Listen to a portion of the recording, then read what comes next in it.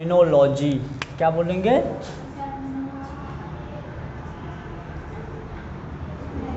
Terminology नामकरण के लिए हम पढ़ेंगे टर्मिनोलॉजी। टर्मिनोलॉजी में एक एग्जाम्पल पहले हम समझेंगे, ध्यान से देखना अमित।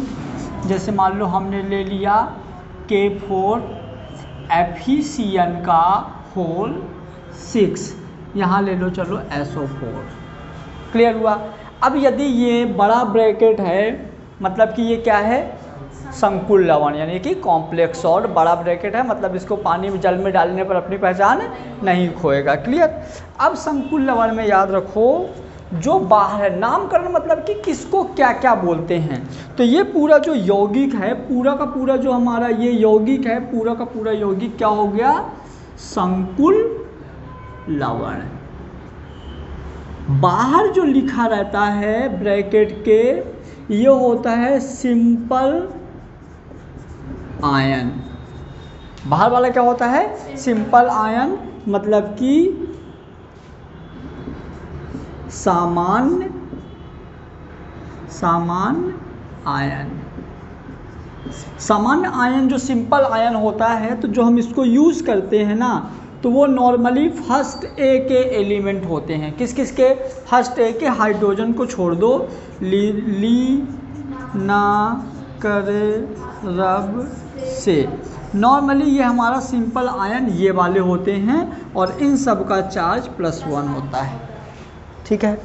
उसके बाद बड़े ब्रैकेट के बाद जो आता है, बड़े ब्रैकेट के बाद जो यूज करते हैं वो होता है केंद्रीय धातु आयन। क्या होता है? केंद्रीय धातु आयन, या इसी को हम बोलेंगे सेंटर मेटल आयन। ये सिंपल आयन, ये हो गया सेंट्रल मेटल आयन। क्लियर? अब केंद्रीय धातु आयन के अलावा जो और होता है, बाहर जितने भी हैं ये सब होते हैं लिगैंड। क्या होते हैं? लिगैंड। हिंदी में भी इसको यही बोलते हैं, लिगैंड। क्या होते हैं? लिगैंड। क्लियर? अब चाहे जैसे लिगैंड CN है तो ये हो गया हमारा होमोलेप्टिक। लिगैंड एक से ज़्यादा भी हो सकते हो तो हेट्रोलेप्टिक हो जाएगा। मतलब कि केंद्रीय धातु आयन के अलावा जितने भी होंगे, चाहे वो सेम हो चाहे वो अलग अलग हो, सबके सब क्या कहलाते हैं? लिगैंड। इसके बाद यहाँ पे जो नंबर लिखा रहता है ये होता है कोऑर्डिनेशन नंबर। क्या होता है? कोऑर्डिनेशन नंबर, या इसी को हम बोलेंगे उपसंयोजन संख्या।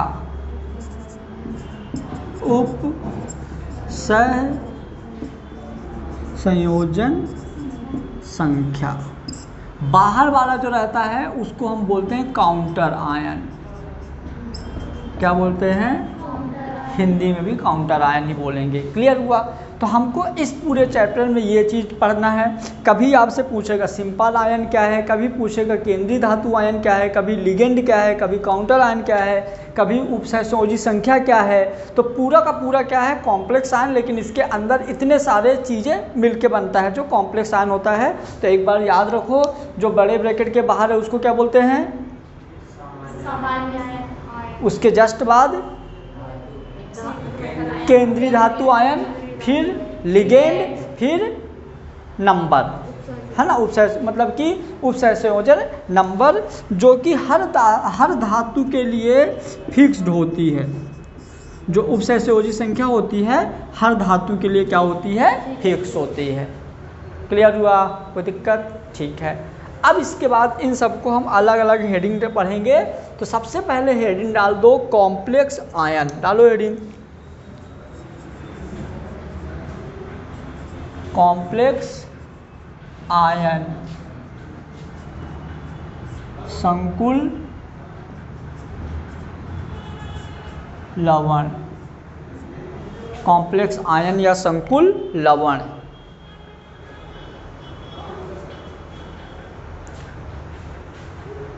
क्या होता है संकुल लवण? लिखिए इसके अंदर, आवेशित प्रजाति जिसमें केंद्रीय धातु आयन के आवेशित प्रजाति जिसमें केंद्रीय धातु आयन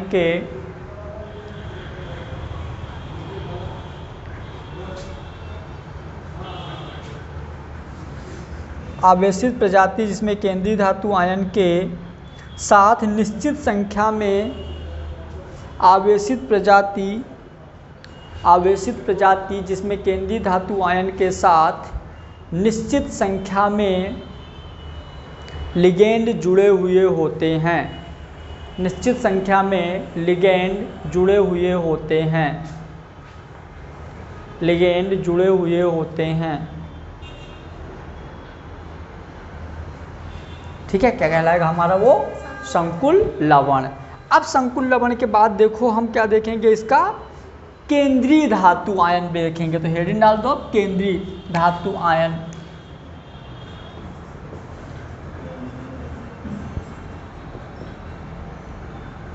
केंद्रीय धातु आयन, सेंट्रल मेटल आयन, केंद्रीय धातु आयन। लिखो, रिक्त कक्षक की उपस्थिति के कारण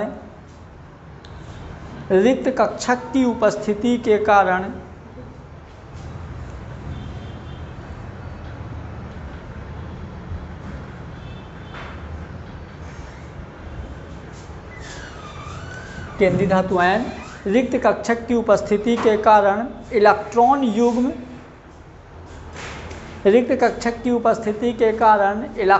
युग्म ग्रहण करने की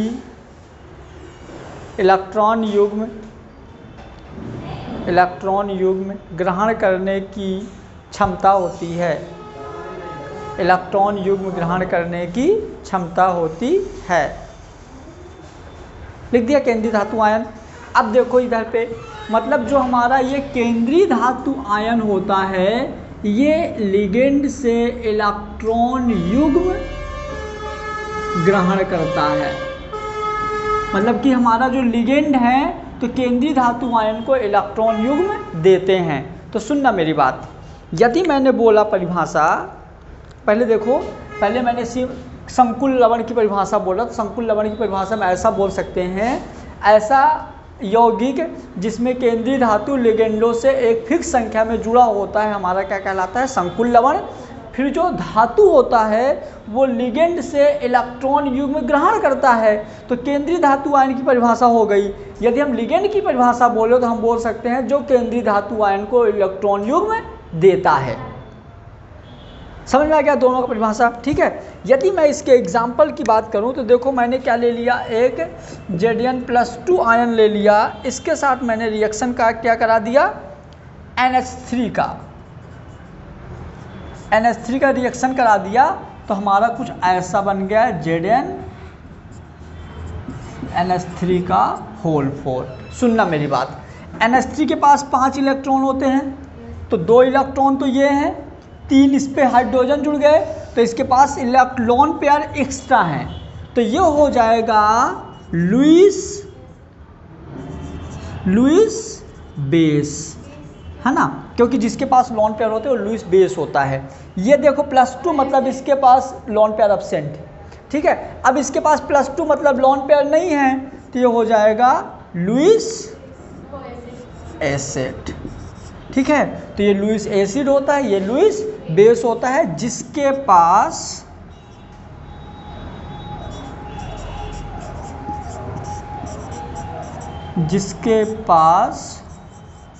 लॉन पेयर होता है। जिसके पास लॉन पेयर होता है वो हमारा होता है लुईस एसिड। मतलब जिसके पास लॉन पेयर होता है वो हमारा होगा लुईस बेस, और जिसके पास लॉन पेयर नहीं होता वो होगा लुईस एसिड। अब देखो, इसके पास लॉन पेयर नहीं है, इसके पास लॉन पेयर है, इनने इसको लॉन पेयर दिया। लॉन पेयर देने के बाद इस तरह का यौगिक बना दिया, जो कि हमारा क्या कहलाता है, संकुल यौगिक। क्लियर? तो देखो अमित, फिर से देखना, बहुत इंपॉर्टेंट है, अच्छे से समझना। हमारा जो केंद्रीय, जो हमारा कॉम्प्लेक्स आयन है, संकुल लवण है, तो क्या होता है, जब केंद्रीय धातु आयन लिगेंड से एक फिक्स नंबर में जुड़ता है, तो इस तरह का यौगिक हमारा क्या कहलाता है, संकुल लवण। ठीक है, केंद्रीय धातु आयन क्या होता है? केंद्रीय धातु आयन क्या होता है? जो लिगेंड से लोन पेयर लेता है, यानी कि ये लोन पेयर लिया। फिर लिगेंड की परिभाषा क्या होगी? जो केंद्रीय धातु आयन को इलेक्ट्रॉन देता है। ठीक है, तो 3 डेफिनेशन बहुत अच्छे से याद हो गई, नोट कर लो एग्जाम्पल डाल के इसको।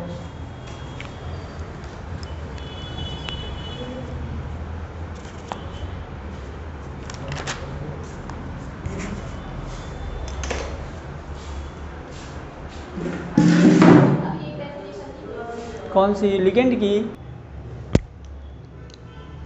अब हेडिंग डालो समन्वय संख्या, कोऑर्डिनेशन नंबर।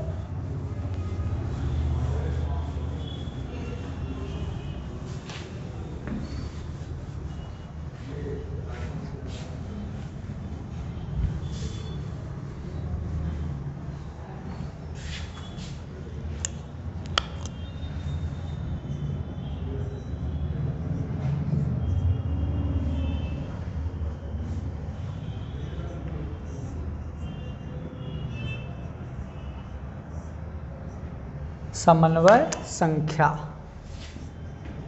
कोऑर्डिनेशन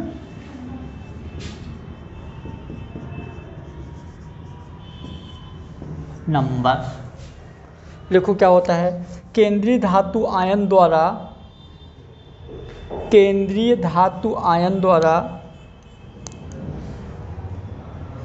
लिगेंड से, केंद्रीय धातु आयन द्वारा, केंद्रीय धातु आयन द्वारा लिगेंड से ग्रहण किए गए, केंद्रीय धातु आयन द्वारा लिगेंड से ग्रहण किए गए, केंद्रीय धातु आयन द्वारा लिगेंड से ग्रहण किए गए इलेक्ट्रॉन की संख्या, केंद्रीय धातु आयन द्वारा, केंद्रीय धातु आयन कैसे समझो ध्यान से। जैसे मैंने बोल दिया, ये हमारे मान लो धातु आयन है और ये इनका समन्वय संख्या है, कोऑर्डिनेशन नंबर। क्लियर? धातु आयन क्या है? साइंस टीचर विनीता कृपलानी, मन, फे का +2 और +3 दोनों, फे को का +2 और पीटी +4, इन सब का जो कोऑर्डिनेशन नंबर होता है वो 6 होता है। कितना होता है? 6। यदि हम बात करें फेको, है ना, फेकोनी, CU, ZN, PB और PT प्लस का 2, इन सब का 4 होता है, फिक्स रहता है। ठीक है, फिर ZN, CD और HG भी प्लस का 2, प्लस का 2 अभी सिखा रहा हूँ। फिर CU, AG और AU, इन सब का 2 होता है। इनको, इस टेबल को अपने को याद ही रखना है, इसका कोई ट्रिक नहीं है, कोई लॉजिक नहीं है।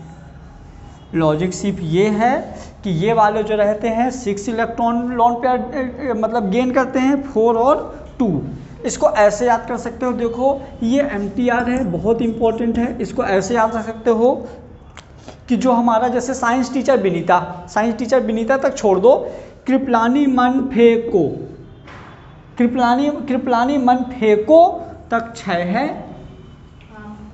नी CU ZN तक 4 है, यहाँ पे PT +4, PT +2, यहाँ पे PB एक्स्ट्रा है, ZN के नीचे होता है ZN CD SG, तो इनका 4 होगा, और CU के नीचे होता है CU AG AU, CU plus वाले का 2 होगा, CU +2 वाले का 4 होगा। क्लियर हुआ?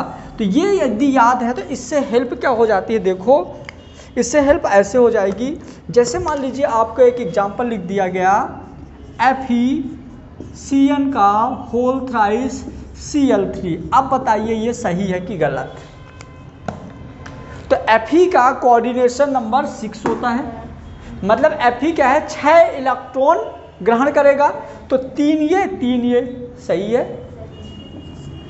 यदि मैंने यहाँ पे ले लिया, यदि मैं ऐसे ले लिया Cl3, सही है कि गलत है?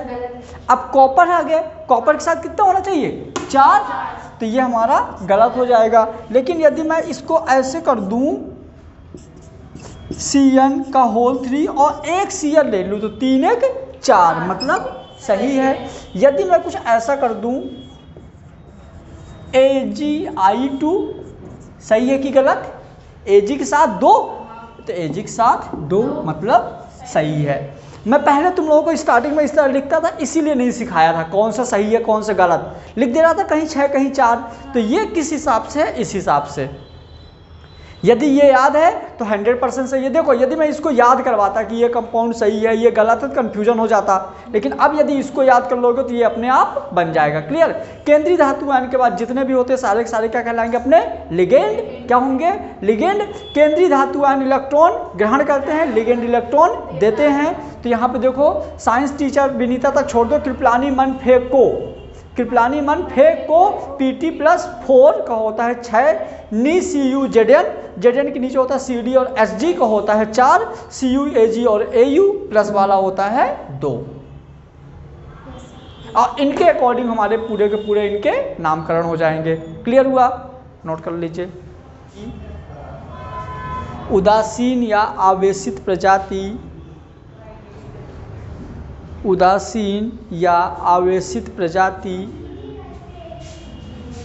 जो धातु इलेक्ट्रॉन युग्म, उदासीन या आवेशित प्रजाति जो धातु इलेक्ट्रॉन युग्म दान करता है। उदासीन या आवेशित प्रजाति जो धातु इलेक्ट्रॉन युग्म दान करता है। ठीक है, जैसे केंद्रीय धातु आयन क्या करते थे? ग्रहण करते थे, ये दान करता है। क्लियर? ठीक है। उसके बाद इसको अब लिख दीजिए इसका वर्गीकरण, क्लासिफिकेशन, ये इंपॉर्टेंट है मेन।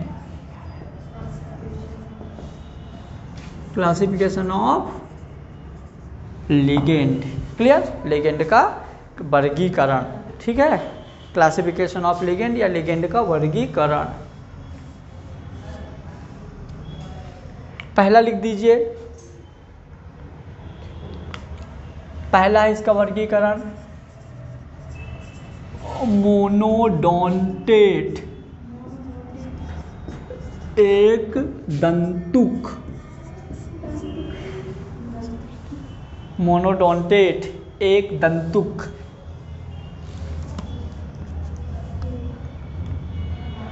यह आयन ऐसा धातु आयन जो एक इलेक्ट्रॉन युग्म, धातु आयन जो एक इलेक्ट्रॉन युग्म दान करता है। धातु आयन जो एक इलेक्ट्रॉन युग्म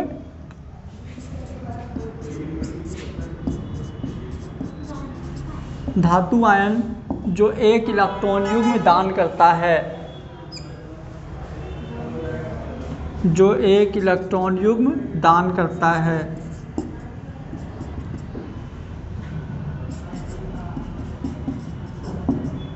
धातु आयन जो एक इलेक्ट्रॉन युग्म दान करता है मोनोडोंटेट कहलाता है। मोनोडोंटेट मतलब कि कितने इलेक्ट्रॉन युग्म दान करता है? सिर्फ एक। लिखो फटाफट।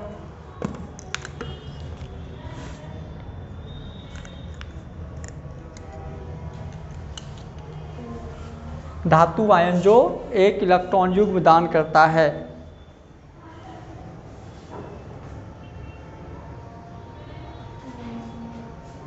धातु आयन जो एक इलेक्ट्रॉन युग्म दान करता है मोनोडोंटेट कहलाता है।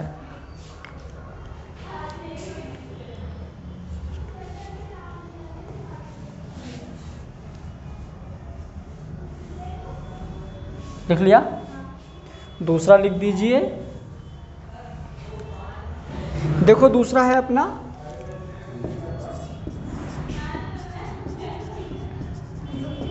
डाइडोंटेट, मतलब द्विदंतुक। ये आएगा कैसे? द्विदंतुक क्या है? धातु आयन जो दो इलेक्ट्रॉन युग्म दान करता है। धातु आयन जो दो इलेक्ट्रॉन युग्म दान करता है क्या कहलाएगा हमारा? द्विदंतुक। धातु इलेक्ट्रॉन युग्म जो दो धातु इलेक्ट्रॉन युग्म जो दो धातु आयन जो दो इलेक्ट्रॉन युग्म दान करता है क्या कहलाएगा? द्विदंतुक। इसका एग्जाम्पल देखो, बहुत अच्छा एग्जाम्पल है। पहला है ईएन। क्या है? ईएन। इसका पूरा नाम है इथाइलिन डाइएमीन। क्या है? Ethylene diamine. हम इसका स्ट्रक्चर समझेंगे तो हमको पता चलेगा कि ये कैसे दो इलेक्ट्रॉन युग्म दान करता है। तो सबसे पहले हमने ले लिया CH2 और CH2, यहाँ से मैंने जोड़ दिया NH2 और NH2। नाइट्रोजन के आउटर शेल में 5 इलेक्ट्रॉन, 1 2 3 और 2 हाइड्रोजन जुड़े हैं तो 5। सेम इधर भी, यहाँ मान लो मैंने कोई धातु आयन ले लिया। क्या ले लिया? कोई धातु आयन। तो एक इलेक्ट्रॉन युग्म कौन दान कर देगा? ये नाइट्रोजन। और एक इलेक्ट्रॉन युग्म ये नाइट्रोजन। तो एक ही में मतलब एक ही बार में 2 इलेक्ट्रॉन युग्म दान हो गया। तो इस तरह को हम क्या बोलेंगे? द्विदंतुक। क्लियर? अब जो द्विदंतुक होता है वो एक रिंग बनाता है जिसको हम बोलते हैं किलेट वलय, या इंग्लिश में वही चिलेट रिंग। तो चिलेट रिंग क्या होता है? जितने वो बनती हैं, जितना डॉन्टेड होता है उससे एक कम चिलेट रिंग बनती है। तो ये हो जाएगी हमारी चिलेट रिंग। यहाँ से गया यहाँ आ गया। ठीक है? तो ये हो गया हमारा डाई डॉन्टेड। मतलब कि क्या ये आगे हम पढ़ेंगे स्टेबिलिटी के लिए। क्लियर? तो ये हो जाएगा हमारा चिलेट रिंग। मतलब जितने दंतुकता होता है उससे एक कम चिलेट रिंग बनती है। जैसे मान लो हेक्साडोंटेट है, तो यदि हेक्साडोंटेट है तो उसकी रिंग कितनी बनेगी? हेक्साडोंटेट है तो चिलेट रिंग 5 बनेगी। क्लियर? कितना? 5, एक कम, है ना। इसका और भी एग्जाम्पल है, जैसे ग्लाइसिनेटो। ठीक है? एक और एग्जाम्पल है ऑक्जेलेटो। एक और एग्जाम्पल है पायरिडीन, डाईपायरिडीन। लिख दो सारे। देखो ये चीज़ और, ये डाईपायरिडीन है, ये हो गया डाईपायरिडीन। यहाँ भी देखो एक चिलेट रिंग बन रही है। ठीक है? और इस मेटल को 2 लोग लोन पेयर दे रहे हैं। फिर ये हो गया हमारा क्या? ये हो गया हमारा ऑक्जेलेटो। ऑक्जेलेटो में भी देखो 2 लोग एक इस मेटल को इलेक्ट्रॉन दे रहे हैं, ये भी एक रिंग बन रही है। ये हो गया ग्लाइसिनेटो, 2 लोग इसको इलेक्ट्रॉन दे रहे हैं और यहाँ भी एक बन गई चिलेट रिंग। तो ये हो गए हमारे 4 एग्जाम्पल, बहुत इंपॉर्टेंट है। इथाइलिन डाइमीन, ऑक्जेलेटो, ग्लाइसिनेटो और डाईपायरिडीन, ये 4 एग्जाम्पल हैं डाई डॉन्टेड के। चारों बहुत इंपॉर्टेंट हैं।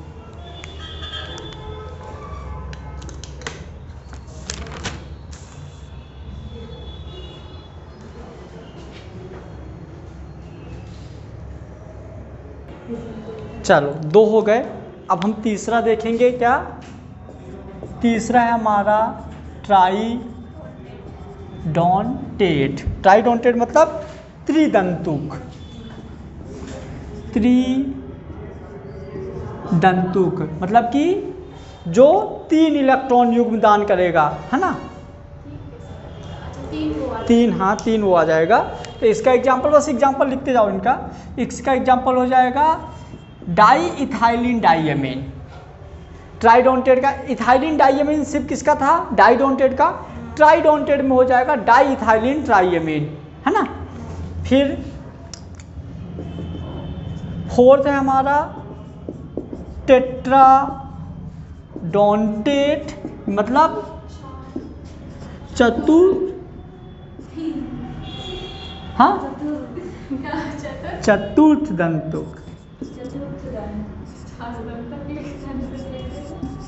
दंतुक।